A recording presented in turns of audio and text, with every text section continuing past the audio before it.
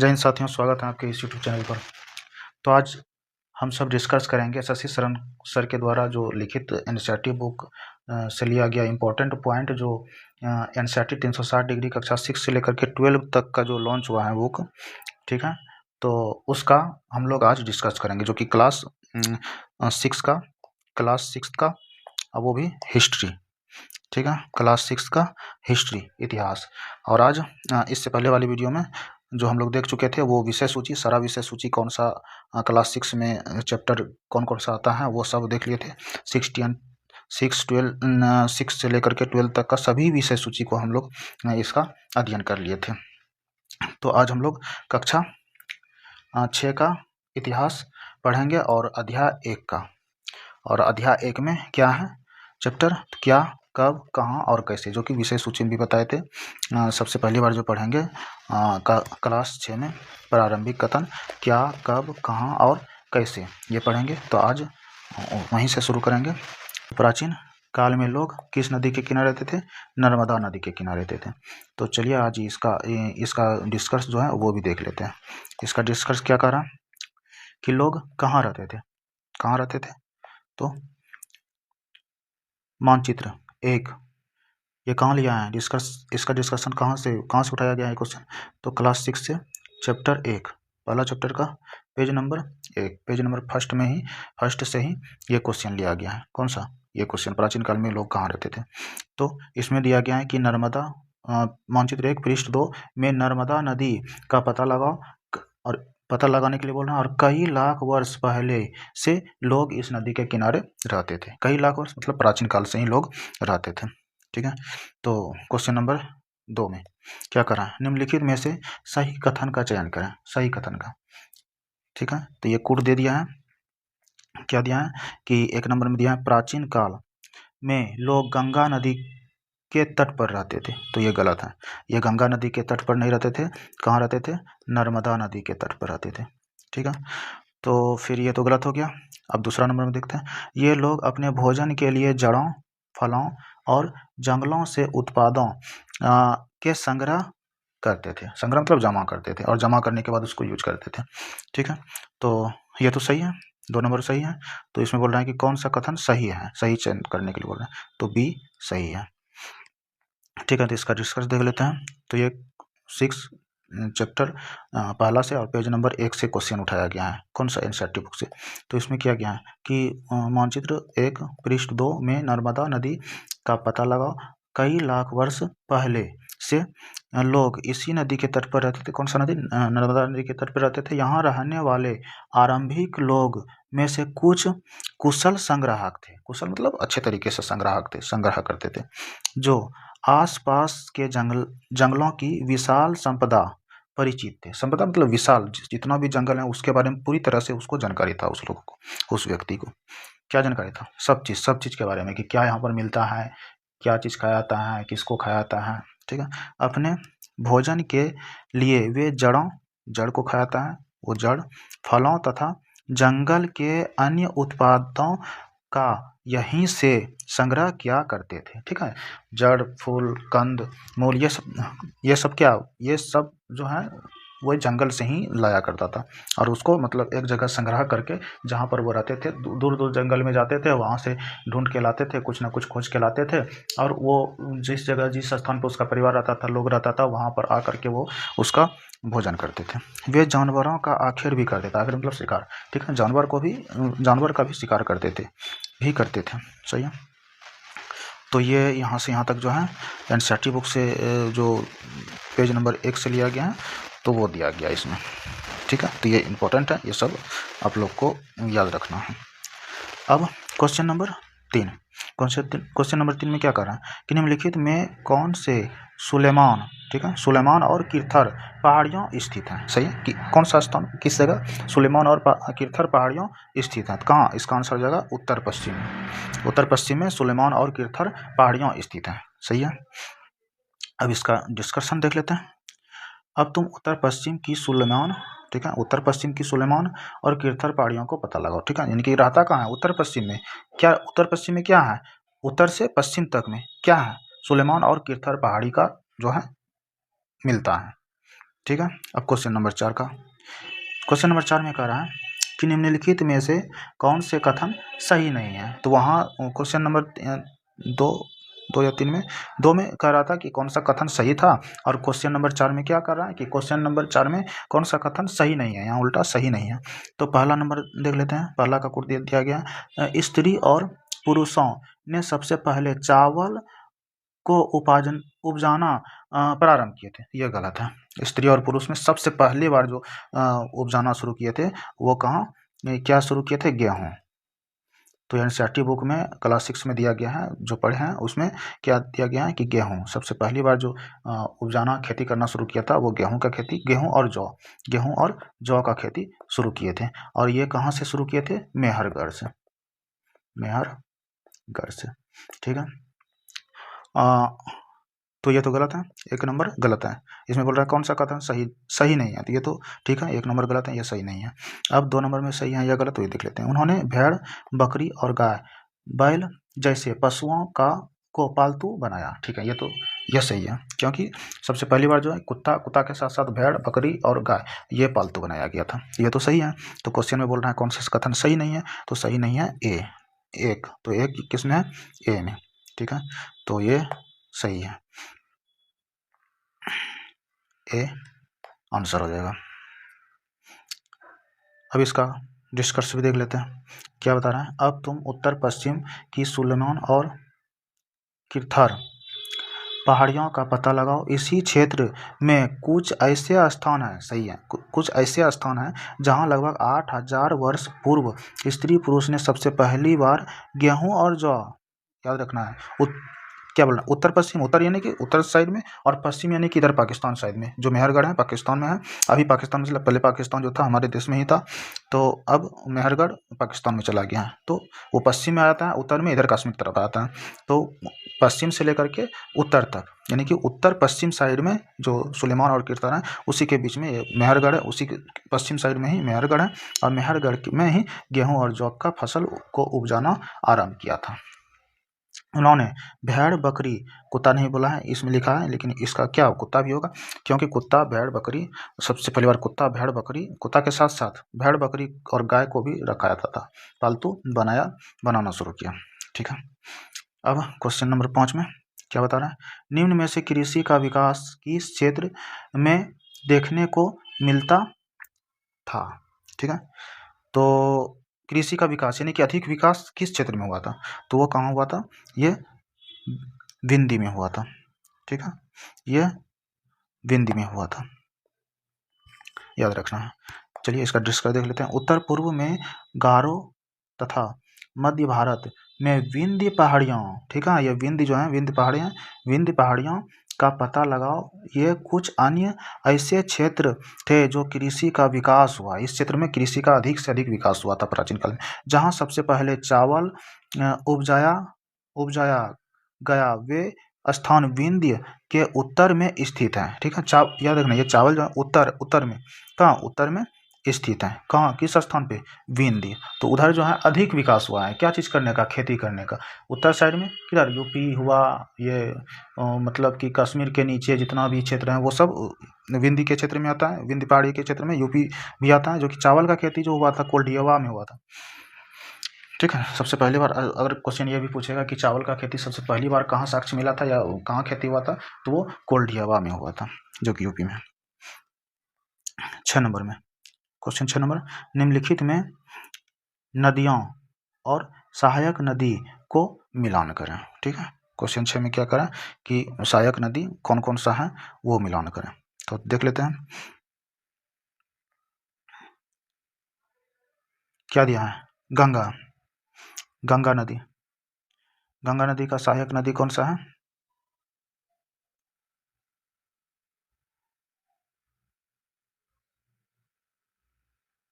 गंगा नदी का सहायक क्या होगा, सोन, क्योंकि सोन नदी है गंगा नदी का सहायक।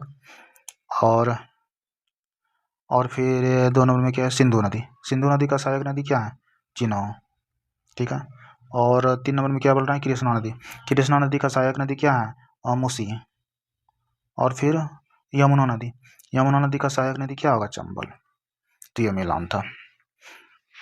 उसके बाद क्वेश्चन नंबर 7 में क्या करा, निम्न में से कौन सी, इसमें क्या है ये,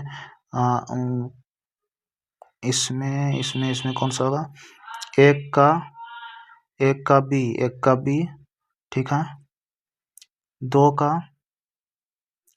का डी, यहाँ 2 का बी है इसलिए 2 का डी ये, और फिर 3 का ए और 4 का सी, तो ये हो जाएगा आंसर बी नंबर में।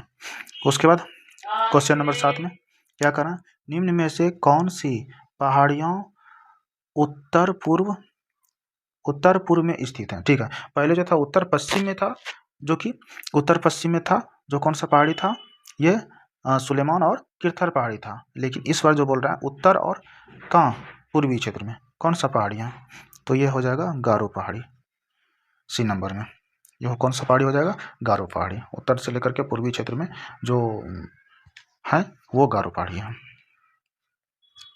तो इसका डिस्कस जो है क्लास 6 में पेज नंबर 1 में एक से एक क्वेश्चन लिया गया, और पेज नंबर 2 ये लोग गांव में रहते थे। ठीक है, ये गारो के क्षेत्र का जो पहाड़ी लोग जो था ये सब गांव में रहते थे। उत्तर पूर्व गारो तथा मध्य भारत में विंध्य पहाड़ियों का पता लगाओ। ये कुछ अन्य ऐसे क्षेत्र थे जहां कृषि का विकास हुआ। ये क्षेत्र में क्या अधिक से अधिक कृषि का विकास हुआ था, क्योंकि पहाड़ी भी है और पहाड़ी के साथ साथ इसमें क्या है, नदी भी है।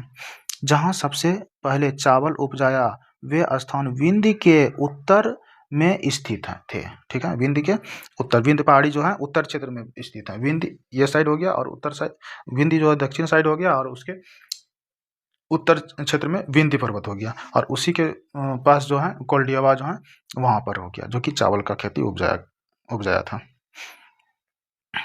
ठीक है, अब क्वेश्चन नंबर 8, क्वेश्चन नंबर 8 में क्या करें, गंगा के दक्षिण में इन नदियों के आसपास का क्षेत्र प्राचीन काल में कौन सा नदी के जाना जाता था, तो वो मगध, यानी कि मगध नदी जाना जाता था।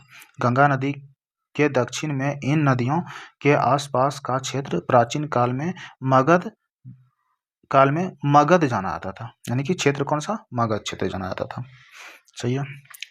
अब इसका डिस्कस किया, गंगा तथा सहायक नदी सोन, गंगा का सहायक नदी कौन सा, सोन, जो कि अभी ऊपर में बताया, का पता लगाओ। गंगा के दक्षिण में इन नदियों के आसपास का क्षेत्र प्राचीन काल में मगध, ठीक है, वर्तमान में अभी बिहार बुलाता है, मगध का जो बिहार का पहले जो नाम था वो मगध था, तो वर्तमान में बिहार में है अभी ये मगध, नाम से जाना जाता था। इसके शासक बहुत शक्तिशाली थे, मगध का शासक जो थे वो बहुत शक्तिशाली थे, और उन्होंने एक विशाल राज्य स्थापित किया।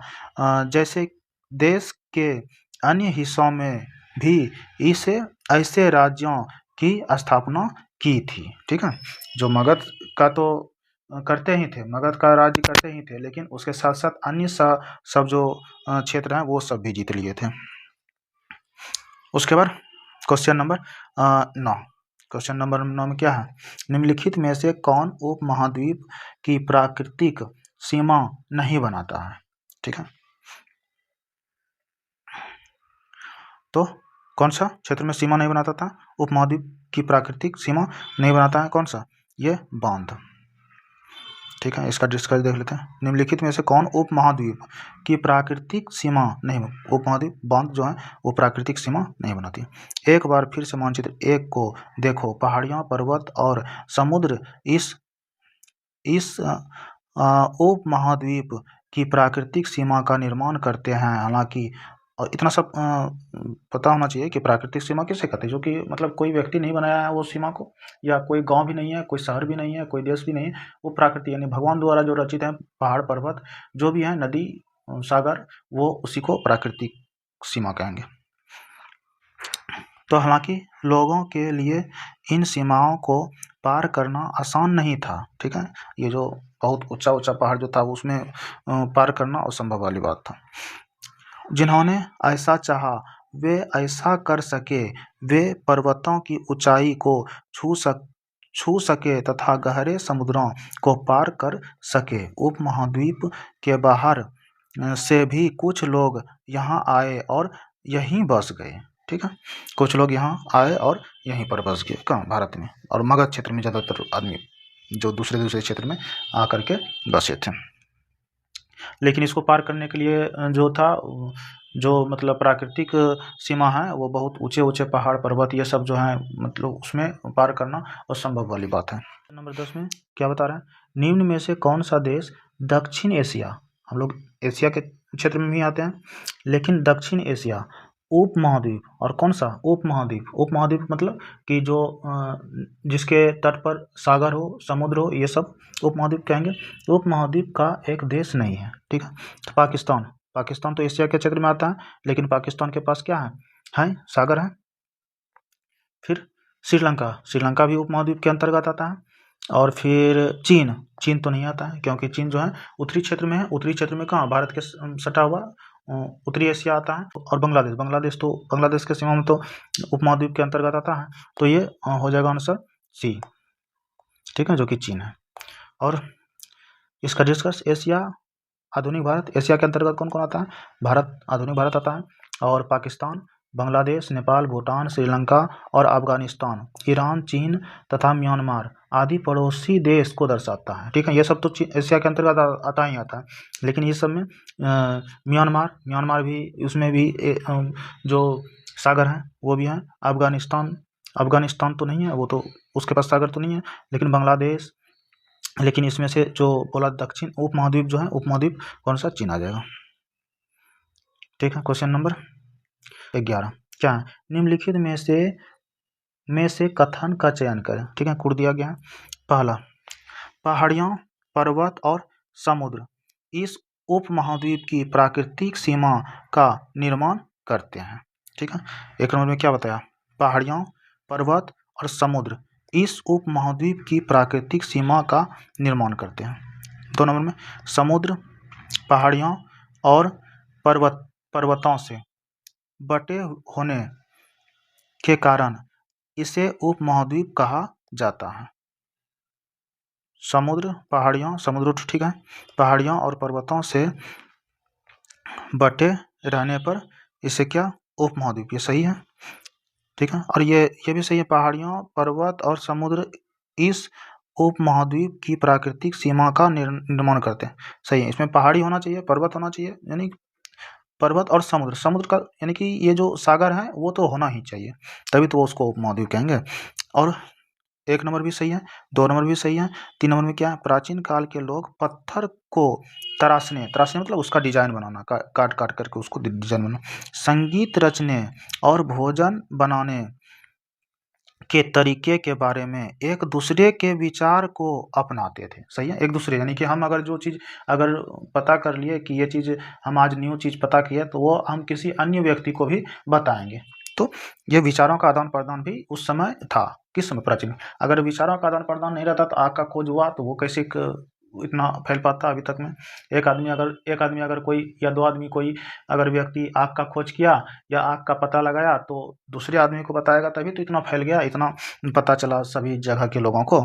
इसलिए प्राचीन काल के समय में जो लोगों का विचार का आदान प्रदान था वो एक दूसरे से अपनाते थे, आदान प्रदान करते थे। उसके बाद 4 में क्या बताया गया, गंगा के दक्षिण में इन नदियों के आसपास के क्षेत्र को प्राचीन काल में उज्जैनी कहा गया नहीं। गंगा के दक्षिण के क्षेत्र में ये इस क्षेत्र के नदी को उज्जैनी नहीं कहा गया था, तो ये गलत है। तो ये कौन सा हो जाएगा, 1 2 3, ये 1 2 3 बी, यानी कि बी सही है। इसका डिस्कस, गंगा तथा इसकी सहायक नदी सोन का पता लगाओ, ठीक है, ठीक है। गंगा के दक्षिण में इन नदियों के आसपास का क्षेत्र प्राचीन काल में मगध जो कि अभी वर्तमान में बिहार है, गंगा की नदी के जो दक्षिण क्षेत्र में वो कौन सा है, मगध, बिहार है, नाम से जाना जाता था उस समय। तो यहाँ उज्जैनी बोला था, यह गलत था। इसके शासक बहुत शक्तिशाली थे और उन्होंने एक, अभी आगे आएगा कि उसका शासक कैसे लड़ाई किए थे, ठीक है, कैसे शक्तिशाली बने थे, वो सब आएगा, जो कि चाणक्य ने उसको शक्तिशाली किया था। तो शक्तिशाली थे और उन्होंने एक विशाल राज्य स्थापित किया था, ठीक है। ये चाणक्य अभी तो नहीं बता रहे, लेकिन आगे अभी क्वेश्चन आने के बाद उसको भी बता देंगे। तो विशाल राज्य स्थापित किया था, उसका कहानी एक है, बहुत बड़ा कहानियाँ, वो भी कहानी बताएंगे। विशाल राज्य स्थापित किया था, देश के अन्य हिस्से भी राज्यों की स्थापना की, अन्य सब क्षेत्र में भी जा कर के पूरी तरह से उसका हासिल किया था। एक बार फिर से मानचित्र 1 को देखें। पहाड़ियाँ, पर्वत और समुद्र इस उपमहाद्वीप की प्राकृतिक सीमा का निर्माण करते हैं। ठीक है, इस उपमहाद्वीप का क्या प्राकृतिक का पहाड़ियाँ, पर्वत, समुद्र, ये सब का उपमहाद्वीप किसको कहते हैं? जो कि मतलब समुद्र भी है किनारे में, पहाड़ भी हैं, पत्थर भी हैं, ये सब भी हैं, तो उसको उपमहाद्वीप कहेंगे। हालांकि लोग के लिए इन सीमाओं को पार करना आसान नहीं था। आसान क्योंकि प्राकृतिक बहुत ऊंचा पहाड़ था, ऊंचा पर्वत था। अब समुद्र ही है, बहुत अधिक गहराई है, तो उस समय इस पार से उस पार जाना असंभव वाली बात था। जिन्होंने ऐसा चाहा वे ऐसा कर सके। वे पर्वतों की ऊंचाई को छू सके तथा गहरे समुद्रों को पार कर सके। उपमहाद्वीप के बाहर से भी कुछ लोग यहाँ आए। उपमहाद्वीप के बाहर से यानी कि दूसरे क्षेत्र से भी कुछ लोग यहाँ आए थे और यहीं बस गए और यहीं पर रह गए। लोगों के इस आवागमन ने हमारी सांस्कृतिक परंपराओं को समृद्ध और भी विकास किया। वो सब आकर के आर्य क्षेत्र के लोग जो हैं, ठीक है, अरबी क्षेत्र के लोग, वो सब आकर के हमारी संस्कृति परंपराओं को समृद्ध किया। कई 100 वर्षों से लोग पत्थर को तराशने, संगीत रचने और यहाँ तक कि भोजन बनाने के नए तरीकों के बारे में एक दूसरे के विचारों को अपनाते रहे हैं। ठीक है, वही अभी बताए, जैसे आदान प्रदान नहीं करेगा, जो चीज़ अगर सीखा कोई व्यक्ति, अगर उस दूसरे को किसी अन्य व्यक्ति को नहीं सिखाएगा तो वो इतना अधिक नहीं फैलेगा, तब अपने तक में ही सीमित रह जाएगा। इसलिए आदान प्रदान करता था। दक्षिण एशिया एक महाद्वीप से छोटा है, लेकिन विशाल तथा बाकी एशिया से समुद्रों, पहाड़ों तथा पर्वतों से बांटे होने के कारण प्रायः उपमहाद्वीप कहा जाता है। ठीक है, छोटा है लेकिन इसमें बहुत चीज़ इसमें है, पहाड़, पर्वत, यानी कि सभी में निपुण है, जिसके कारण इसको उपमहाद्वीप कहता है, जो कि रहने योग्य ये भूमि है। अब क्वेश्चन नंबर 12 में, निम्नलिखित में इंडिया किस शब्द से निकलता है? ठीक है, इंडिया जो इंड शब्द से निकलता है, इंडिको इसको पूरा नाम है। ठीक है, जो कि इंडस जो है, जो रिवर नदी, सिंधु नदी के किनारे जो उसका कहानी है, वो एनसीईआरटी बुक में पूरा कहानी है, इसका छोटा सा दिया होगा, डिस्कस में देख लेते हैं।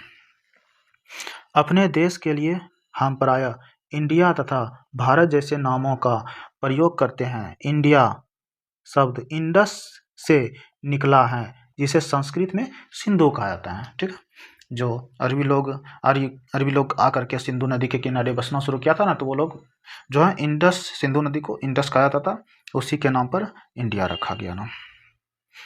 निम्नलिखित में से क्वेश्चन नंबर 13 का है, निम्नलिखित में से असत्य कथन को चयन करें। ठीक है, क्या गया है, असत्य का चयन करें। क्या इंडिया शब्द इंडस से निकलता है, जिसे संस्कृत में सिंधु कहा जाता है? ये तो सही है। असत्य, ठीक है, ये सही है, लेकिन यहाँ असत्य बोला है, सत्य नहीं बोला है। तो इंडिया शब्द इंडस से ही निकलता है। भारत नाम का प्रयोग उत्तर पश्चिम में रहने वाले लोग एक समूह के लिए किया जाता है, ये भी सही है। उत्तर पश्चिम के लोग जो रहता था, एक समूह के लिए, एक जगह रहने के लिए ये नाम, इसका उच्चारण किया गया था, ये भी ठीक है। उसके बाद पांडुलिपियां प्रायः ताड़ का पत्र अथवा हिमालय क्षेत्र में उगने वाले भुज्र नामक पेड़ की छाल से भोजपत्र पर लिखी मिलती है। ये सही है। पांडुलिपि जो प्रायः जो मिलाता है तालपत्र में, और जो हिमालय के क्षेत्र में एक नाम है, कौन सा, भुर्ज नामक एक पेड़ था, उसका छाल पर लिखा गया है, ये भी सत्य है। ईरानियों और यूनानियों ने सिंधु नदी के पूर्व में स्थित भूमि प्रदेश को भारत कहा, ये गलत है। ये भारत जो है ईरानियों और यूनानियों ने नहीं कहा था। यहाँ के जो सभी लोग एक जगह आकर के इकट्ठा हो गए तब, यानी कि अरबी लोग और सब जो है यूरोपीय क्षेत्र के लोग, वो सब आकर के जब भारत में इकट्ठा हो गए, एक स्थान पे रहने लगे, सही से मतलब रहने लगे, उसमें से एक कहता है, कहानी अनेक मत है, लेकिन उसमें कहता है कि उसी में से एक युवा छोटा बच्चा भरत नाम का एक लड़का था, वो सिंह के बच्चे से वो मतलब खेला करता था। जो वीर, इतना वीर होने के कारण उसी के नाम पर भारत रखा गया। ठीक है, तो ये इसका कोट बी में कोट भी सही है, क्योंकि 4 नंबर असत्य, इसमें क्वेश्चन में असत्य बोला है तो 4 नंबर में असत्य है। अब इसका डिस्कशन में देख लेते हैं। अपने देश के लिए हम प्रायः इंडिया तथा भारत जैसे नामों का प्रयोग करते हैं। इंडिया शब्द इंडस से निकलता है, ये सही है, जिसे संस्कृत में सिंधु कहा जाता है। सिंधु ने नदी के किनारे बसना शुरू किया, इसलिए सिंधु कहा गया।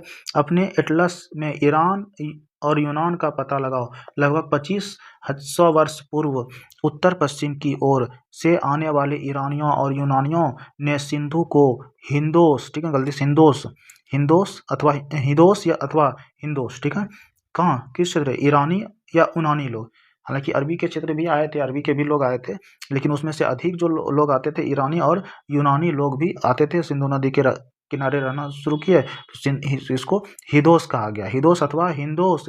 और नदी के पूर्व में स्थित भूमि प्रदेश को इंडिया कहा गया। ठीक है, जो सिंधु नदी के किनारे जो है ना, हिंदोस कहने लगा, और हिंदोस को ही जो है उसके बाद हिंदोस को ही हिंदोस कहने लगा, और इसी तरह से इसको होते होते इसी का नाम क्या रखा गया, इंडिया रखा गया।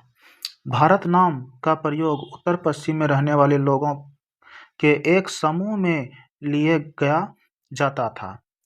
ठीक है, यानी कि जो उत्तर पश्चिम में जो लोग रहता था उसी में से जो बोले सभी क्षेत्र के लोग जो एक जगह आकर के समूह बनाया, उसमें से जो समूह उसी से लिया गया है।